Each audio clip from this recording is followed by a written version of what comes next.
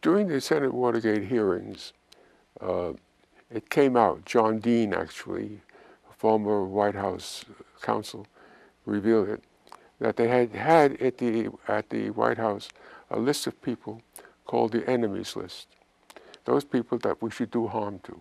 Those of us who were covering the hearings, as I was day and night practically, waited outside. When we heard about these enemies lists, we sort of said, who's on it? And we sent somebody to the office and came back and handed me a copy of something while I was talking on the air. And the guy said to me, enemies list, and handed it to me. And I said, I've now received the first of the Nixon enemies list, and let me, without losing any more time, tell you who's on it. Let's see here. It's numbered names. There are 20 names on this, numbered. Number 17, Paul Newman. Number 18, Daniel Schorr.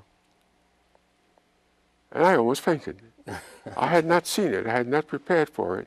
And in the course of telling a story, which I told was the story I was covering, all of a sudden there I was in my own story. Just reading the list about and has your own name. And Daniel Schorr, a real media enemy, it said next to it. And and I've seen the tape of what I did, and I'm quite proud of myself. I didn't faint. I didn't say wow. I didn't do anything. I read off the name with the other names. It's just as though it was another name. And said back to you or something like that. And then said back to George Herman, who was anchoring from from our office. That's right. Just astonishing. And that was the most electrifying moment I've spent in my career.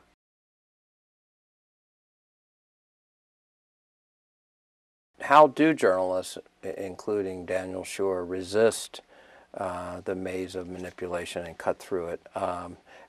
How could you and have you avoided being essentially bamboozled by those in officialdom? First, there is the two-source rule. Wherever possible, and it's almost always possible, you check what one person has told you with another knowledgeable person. If you're dealing with only one person who knows the story and can give you the story, and you're reduced to dealing with that one person, you're already in trouble. At that point, is it important enough to be possibly wrong about? You've got to be. Well, this is something if I were to be teaching journalism, which I'm not anymore, I would say you must be able to give up things if you're going to be an honest reporter. You must make sure, as best you can, that somebody else will tell you exactly the same thing. And if not, think very deeply about it.